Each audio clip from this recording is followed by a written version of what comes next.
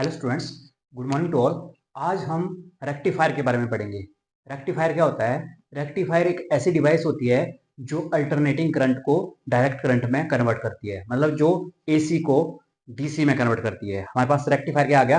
एक ऐसी device which convert AC into DC. तो ये आ गया हमारे पास रेक्टिफायर। रेक्टिफायर आ गया ऐसी डिवाइस जो एसी को डीसी में कन्वर्ट कर देती है। ठीक है, ऐसी डिवाइस को बोलते हैं हम रेक्टिफायर। और ये जो प्रोसेस होता है to convert AC into DC, इस प्रोसेस को बोलते हैं हम रेक्टिफिकेशन। रेक्टिफिकेशन क्या होगी? To convert AC current into DC current. ठीक है, तो ये आ गया हमारे पास रेक्टिफायर। और जो रेक्टिफायर होते हैं हमारे पास दो दो टाइप के होते हैं रेक्टिफायर।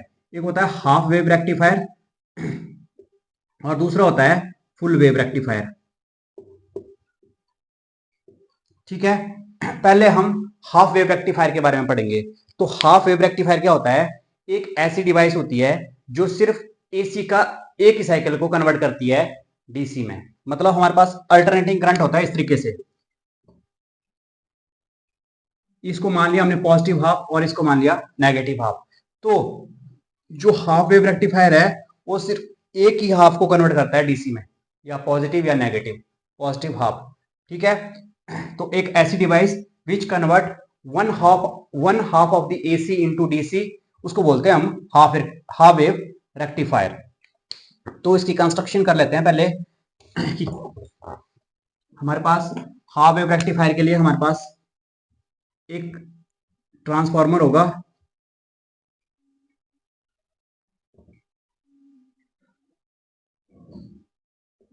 एक डायोड होगा हमारे पास, PN junction diode, load resistance होगा और यहाँ पे डीसी आउटपुट होती है।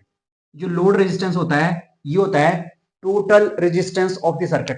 जो जितना भी सर्किट जो भी सर्किट है हमारे पास, उसका टोटल रेजिस्टेंस जो होता है उसको बोलते हैं लोड रेजिस्टेंस। ठीक है, फिर हमारे पास डीसी आउटपुट आती है। ये जो हमारे पास पीएन जंक्शन डायोड है, पीएन जंक्शन मतलब ये इसका पी है, ये इसका एन है। अब ये फॉरवर्ड वाइज और रिवर्स वाइज तब होता है अगर पी को हमने बैटरी के पॉजिटिव से जोड़ दिया तो बन गया फॉरवर्ड वाइज, और अगर इसी को हमने बैटरी के नेगेटिव से जोड़ दिया, मतलब पी को नेगेटिव के साथ और जो नेगेटिव है उसको पॉजिटिव के साथ, तो ये आ गया रिवर्स वाइज। हमने इसका जो प्रिंसिपल है इसमें क्या होता है कि ये रिवर्स वाइज से कोई आउटपुट नहीं देगा, ये सिर्फ आपको फॉरवर्ड वाइज में ही आउटपुट देगा। अगर हमारे पास डायोड जो है फॉरवर्ड वाइज है तभी हमारे पास आउटपुट आएगी। ठीक है, ये आ गया फॉरवर्ड वाइज और ये आ गया रिवर्स वाइज। फॉरवर्ड वाइज में आपको करंट मिलेगा। अगर हमने इसका डायोड का पी जो है पॉजिटिव के साथ जोड़ दिया है, एन जो है नेगेटिव के साथ जोड़ दिया, तब होता है फॉरवर्ड वाइज और तभी आपको आउटपुट मिलेगी। ठीक है, हमारे पास क्या आ गया?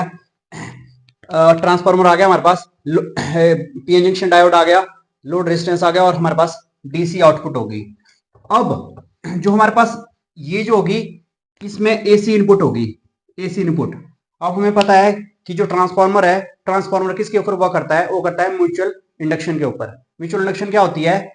जब इस प्राइमरी कॉइल में अगर करंट चेंज हो रहा है, इसकी वजह से magnetic flux is linked with the coil change, then in the secondary coil there will be induced EMF. Induced EMF will be produced in the secondary coil. इस coil में क्या होगा? induced EMF produce होगा, मतलब potential बन जाएगा इसमें। तो हम इसमें दो केस लेते हैं, एक लेते हैं हम एक पॉजिटिव साइकिल और एक लेते हैं हम नेगेटिव साइकिल।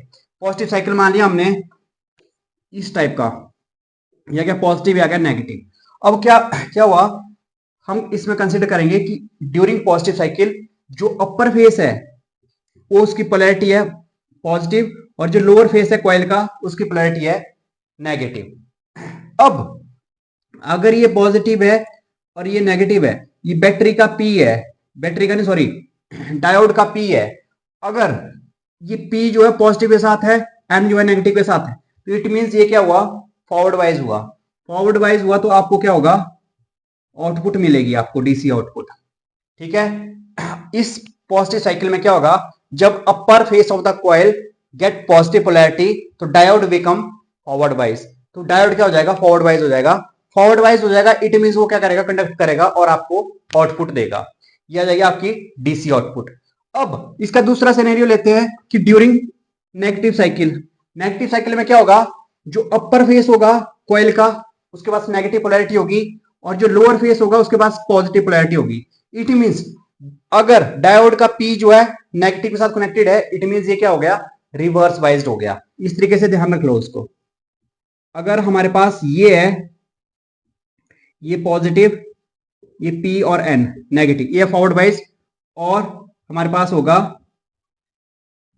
ये होगा हमारे पास रिवर्स वाइज्ड। ये एन है, ये पी है। तो अब इस केस में क्या आ गया, नेगेटिव पी के साथ कनेक्टेड है, इट मींस रिवर्स वाइज है।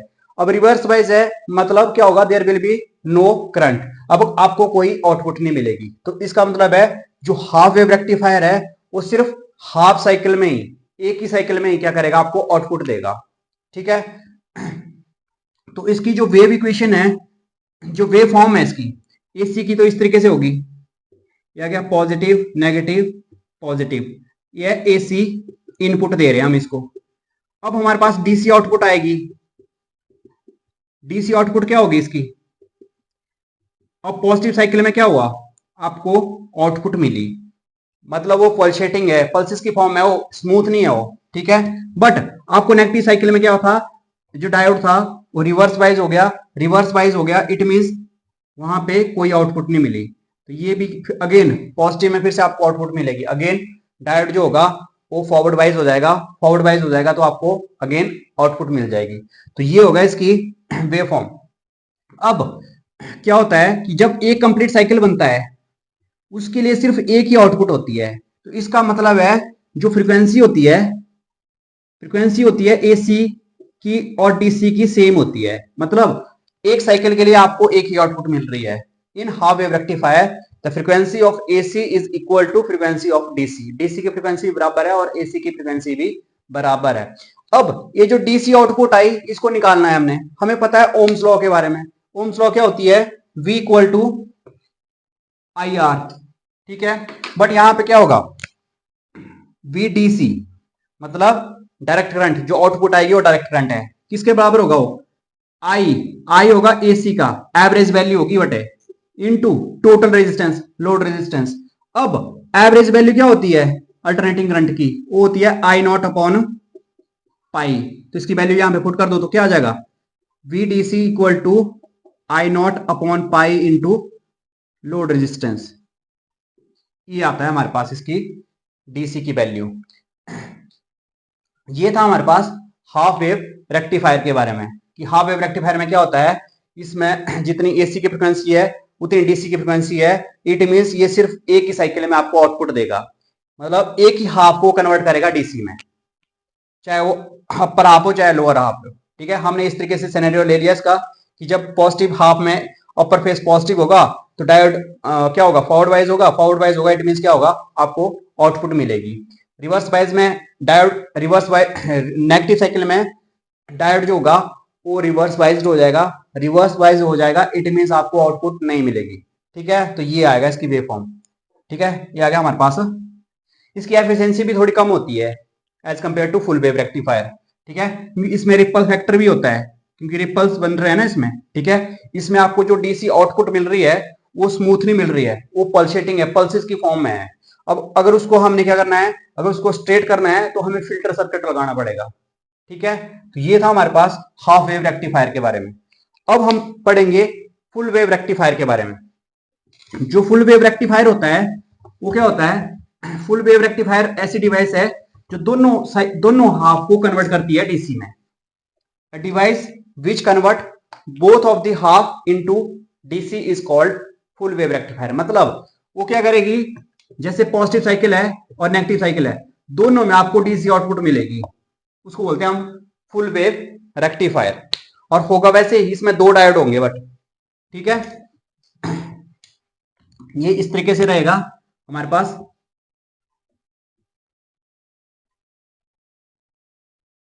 हमारे पास एक सेंट्रल टेप होगा, इसमें ट्रांसफॉर्मर होगा, सेंट्रल टेप इसमें इस तरीके से। यहाँ पे एक डायोड है और यहाँ पे दूसरा डायोड है, इस तरीके से।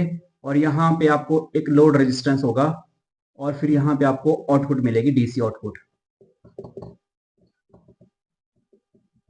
इसको मान लो डायोड D1, इसको मान लो D2, ठीक है। ये एसी इनपुट, ये लोड रेजिस्टेंस RL। तो ये है हमारे पास full wave rectifier. Full wave rectifier क्या हुआ? फुल वेव रेक्टिफायर ऐसा रेक्टिफायर है जो both of the half convert into DC, जो दोनों हाफ को डीसी में कन्वर्ट करता है, उसको बोलते हैं हम फुल वेव रेक्टिफायर। अब उसमें भी वैसे ही होगा, हम क्या करेंगे, एसी है हमारे पास, इसका पहले पॉजिटिव साइकिल लेंगे, फिर नेगेटिव साइकिल लेंगे। अब इसमें क्या हुआ कि अगर पॉजिटिव साइकिल है, पॉजिटिव साइकिल में मान लिया कि जो ऊपर वाला फेस है कॉइल का, उसके पास पॉजिटिव पोलैरिटी है, और जो नीचे वाला फेस है उसमें नेगेटिव पोलैरिटी है। अब अगर ये पॉजिटिव पोलैरिटी है, इट मींस ये डायोड के पी के साथ कनेक्टेड है। अब डायोड के पी के साथ कनेक्टेड है, इसका मतलब ये क्या है, ये फॉरवर्ड वाइज है।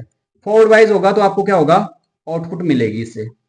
और ये नेगेटिव है, ये पी है, तो पी नेगेटिव के साथ है, इट मींस रिवर्स वाइज है। रिवर्स वाइज है, आपको D2 से कोई आउटपुट नहीं मिलेगी, सिर्फ आपको D1 से आउटपुट मिलेगी।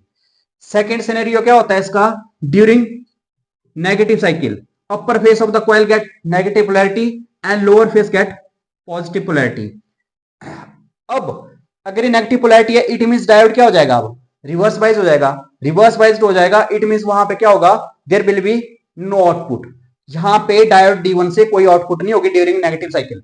जब नेगेटिव साइकिल है तो D1 जो होगा वो रिवर्स वाइज होगा और उससे कोई आउटपुट नहीं मिलेगी। बट जो D2 है, ये P है, ये पॉजिटिव के साथ है, पॉजिटिव के साथ कनेक्टेड है, इट मींस ये क्या है, फॉरवर्ड वाइज है। फॉरवर्ड वाइज है, इट मींस आपको क्या होगा, यहां पे आउटपुट मिलेगी। नेगेटिव साइकिल में क्या हुआ, D2 से आपको आउटपुट मिल रही है, पॉजिटिव साइकिल में आपको D1 से आउटपुट मिल रही है, ठीक है। इसमें क्या हुआ, दोनों साइकिल से आपको आउटपुट मिल रही है। तो इसकी जो वेव फॉर्म है उस तरीके से है हमारे पास। ये एसी इनपुट, जो हमने इनपुट दी इसको ट्रांसफार्मर को, और एक होता है, ये आएगा हमारे पास डीसी आउटपुट।